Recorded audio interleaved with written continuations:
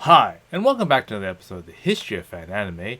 I'm your host, William Chow, and today's episode, I'm going to cover a little bit more on the concept of a joke dub.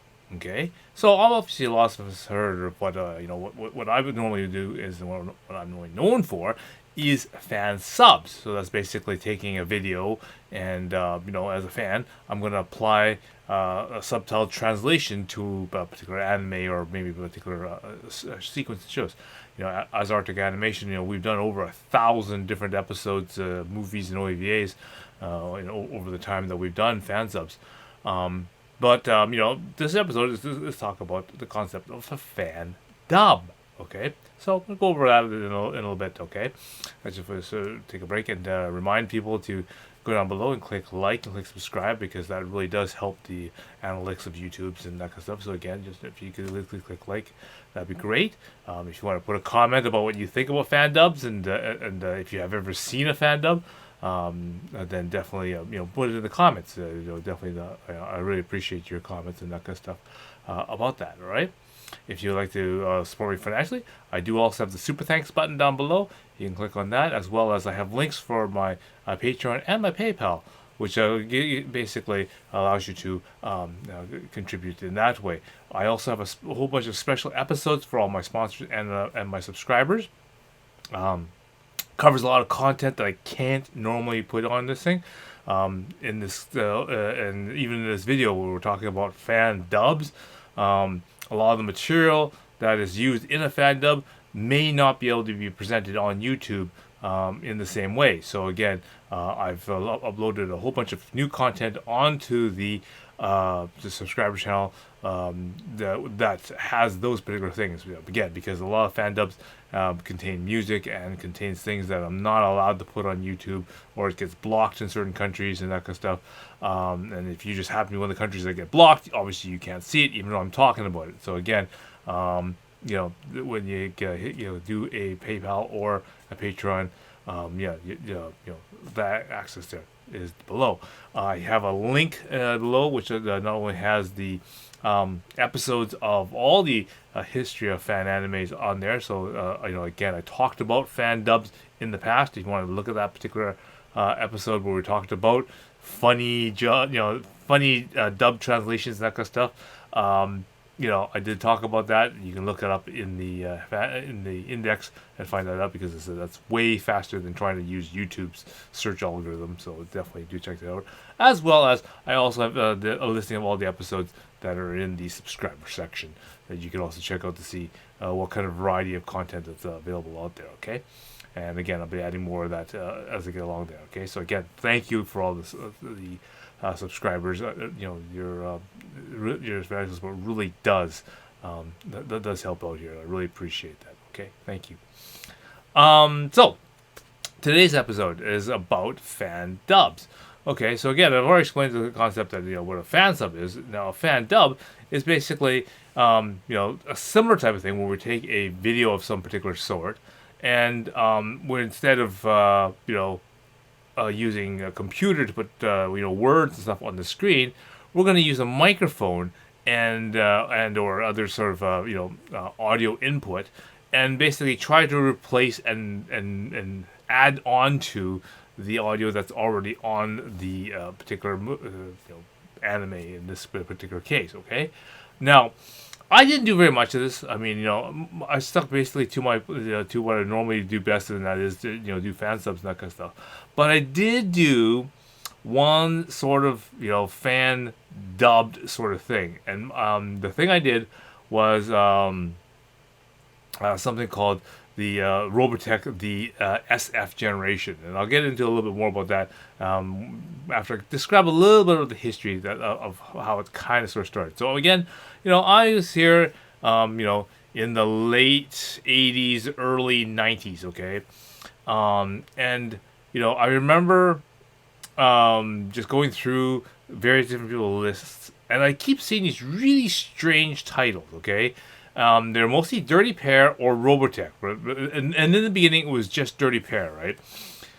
It was things like Dirty Pair does dishes, and Dirty Pair does a fistful of pasta, and things like that. And I'm going, well, these are pretty bizarre names for like Dirty Pair episodes, right? So you know, again, you know, through the trading and tape trading and that kind of stuff, I managed to get a copy of these things in, and I found out that it was basically an episode of, you know, the Dirty Pair, but they basically, a bunch of people, basically, you know, I'm sure the bunch of people who probably had a little bit too much to drink, and they're basically sitting around in a circle with a microphone, basically replacing the audio track of the Dirty Pair episode with them basically making the sound effects by slapping the table and making sounds with their voices and recording it using the mic. And basically they audio dubbed all the characters, you know, using, you know, all the voices and that kind of stuff that was sitting around in the room, probably getting a little drunk and getting a little bit some you know, interesting ideas, shall we say. So yeah, so this became a really big thing. So then when I went down to the San Diego Comic-Con and, you know, going through, you know, Anime America and those kind of conventions and that kind of stuff, I also found that, you know, these room parties that they'd have, like, you know, I heard of them. And, you know, talking to various people in the area, they get invited to go to these, quote, room parties. And what these room parties would be, you know, basically, you know, as it's described, it's some guy's hotel room. Okay, maybe it's the you know, the convention hotel room, where they get a bunch of you know, a VCR and a big, you know, TV set up. You know, that obviously somebody brought in and then set it up, and they would bring in these things that you couldn't see before, like things like AMVs and these so-called joke dubs. Okay, so one of the big people who made them is basically you know, Pam Buck and the people at you know, Pine Salad Productions. They made a whole series of these, you know, kind of joke dubs, if you will, of various, you know, Dirty Pair episodes and Robotech episodes. Okay, so all the Dirty Pair episodes were basically, you know, lots of cultural sort of, you know, digs on basically, you know, the Dirty Pair franchise. They made them a little bit more, you know, questionable occupation. And lots of internal in-jokes about, you know, everything from counterfeiting, you know, the Canadians counterfeiting Monopoly money to, you know, the horrible outcome of, let's say, the Robotech, the movie that came out, and you know, just various different things like that. You know, they tried to, you know, try to bring all that sort of in the fold. They also made later on. They also made a bunch of Robotech episodes where they took you know, various different stories of the Robotech franchise, mostly Macross, and they changed it in such a way that the SDF-1 was a big, huge, you know, syndicate, you know, drug dealing, you know, prostitution ring going on there. And so again, they redubbed everything in accordance to that, and that's how they sort of got the name Pine Salad Productions, i.e., after the pineapple salad that Roy Fokker ordered and croaked on. So, you know, so that's the underlying process of that.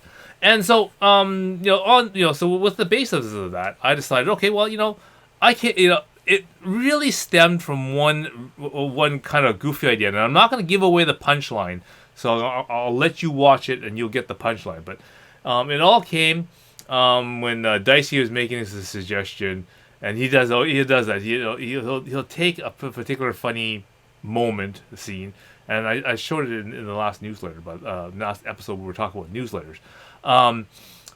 He picks out a particular point and maybe a scene or something, or a little piece of information, and he just sees it a different way that most people probably wouldn't have caught onto and wouldn't have noticed, and found it really funny. Okay, and again, when you get to the to my joke dub that I made, you'll see which, you know, you'll obviously know which one which one he's referring to, because it's all, you know, it's the most likely Japanese animation reference that you will see. So he made this point and said, you know, that's really funny that you say that, because that's exactly, you know, once he said it, you know, it goes through your mind, and it says, you know, oh, okay, of course, that's exactly what's going on. And so I decided, okay, you know what I'm going to do? I'm going to take that audio and I'm gonna use this the flying erase heads and that kind of stuff that's on the VCRs, and I'm gonna dub that part in and then leave the video the way it is. And then it ended up that I decided, okay, hey, why not take the entire episode and insert audio and that kind of stuff and kind of make it funny, right? And so in basically this fusion process and the, this ideas started flowing, and as I got ideas, I ended up putting them in.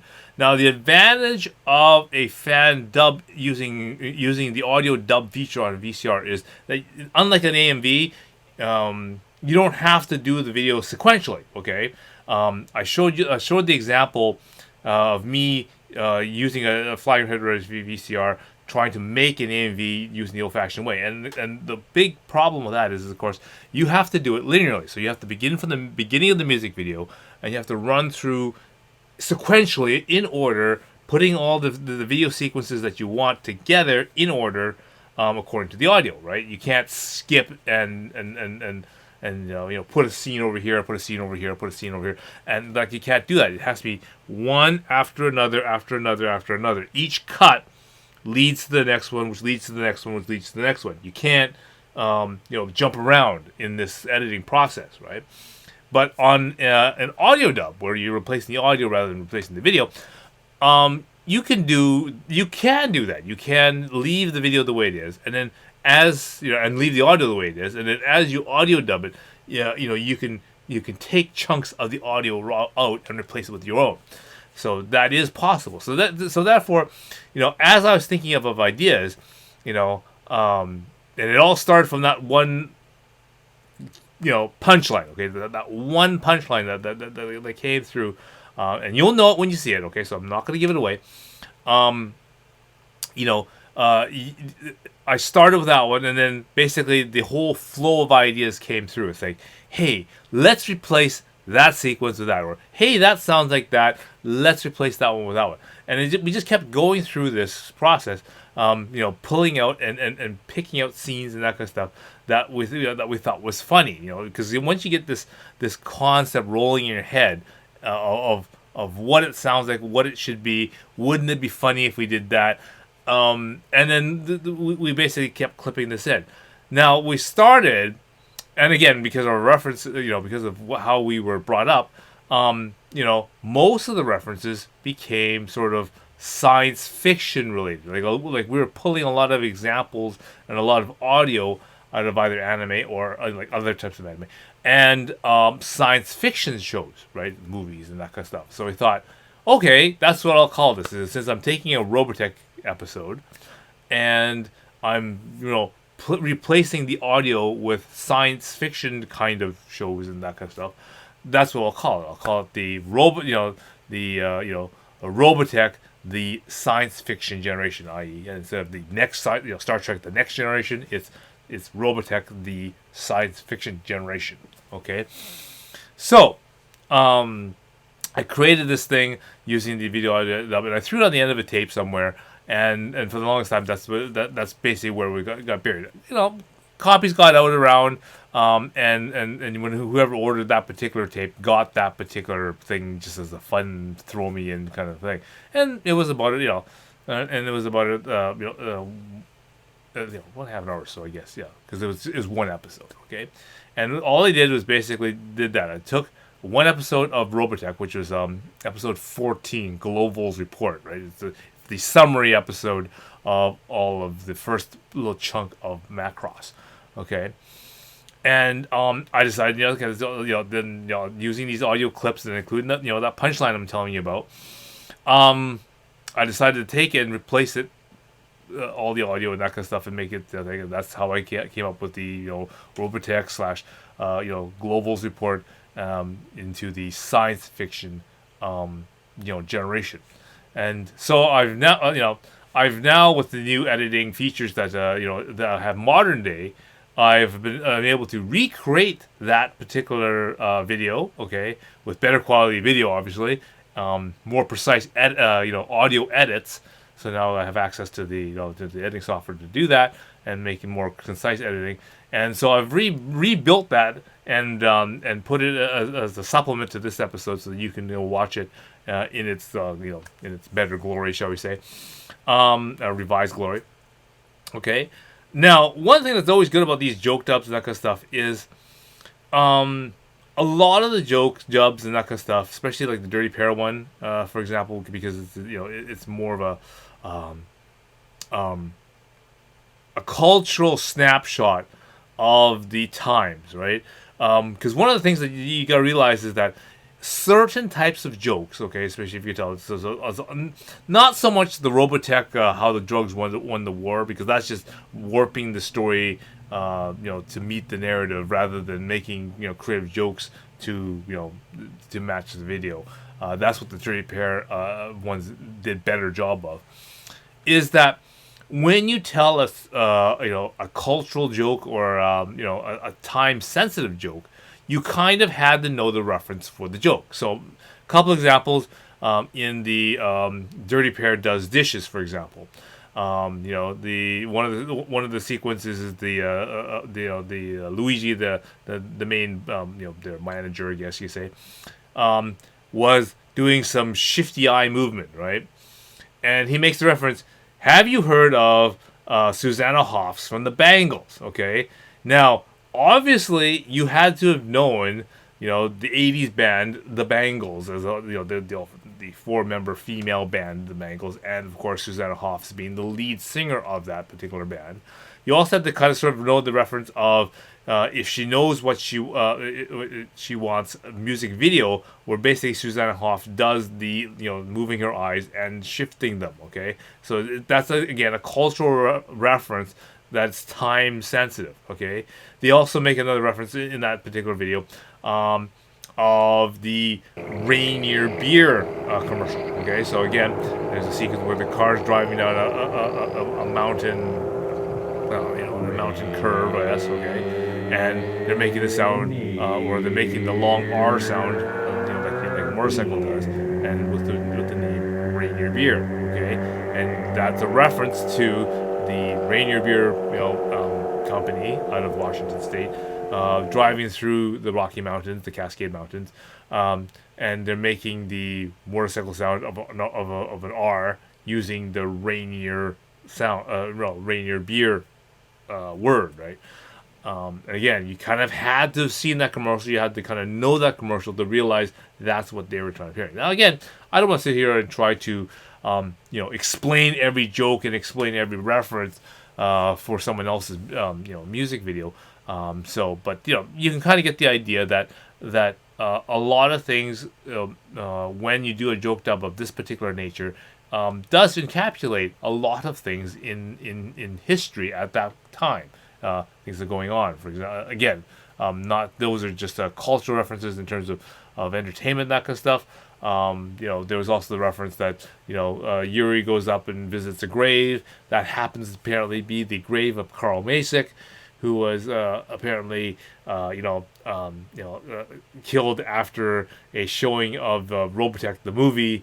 And again, that's a reference to the fact that the Harmony Gold and Carl Macek tried to cut some weird stuff out of Robotech and Macross and Megazone 23 and try to put it together into this thing called the Robotech movie.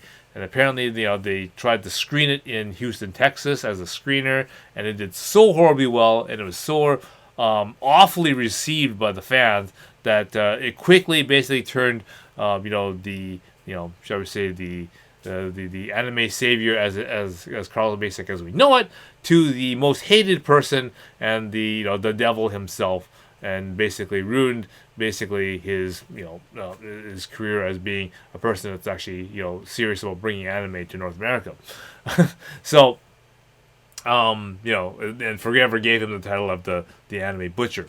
So so that's sort of these kind of events and that kind of stuff are captured and put into these joke dubs, which is a nice kind of cultural thing. So again, when you watch the the clip for the Robotech, the science fiction generation, you realize that the movies and the sound samples that I'm using are obviously dated for the time I made it. So again, it'd be the early '90s, okay, that these were made, and it uses a lot of references from TV shows and movies and that kind of stuff from the 80s. Okay, so if you like to, you can consider it to be a kind of a, you know, name that audio sequence. So basically, as you watch this, this joke dub, and you hear, the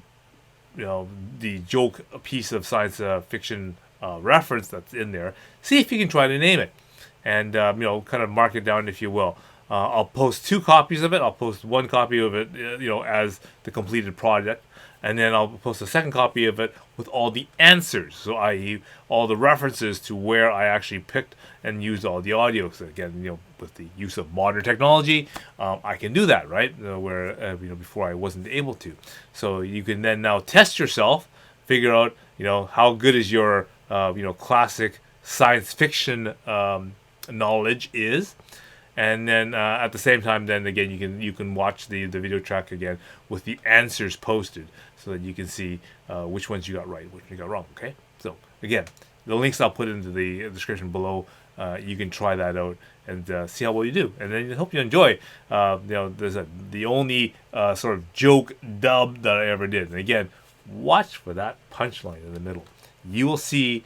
That was the catalyst for making the entire thing, and you'll know which one it is. Okay? You'll know when you get there. All right. So anyway, so that's some a bit of a history of how I made my first joke dub, and first and only. I think my only first and only joke dub, and that was what it is. So the Robotech science fiction jersey. Again, links below. Have a look at it. Have a good laugh at it, and then see. And I said, just test out your.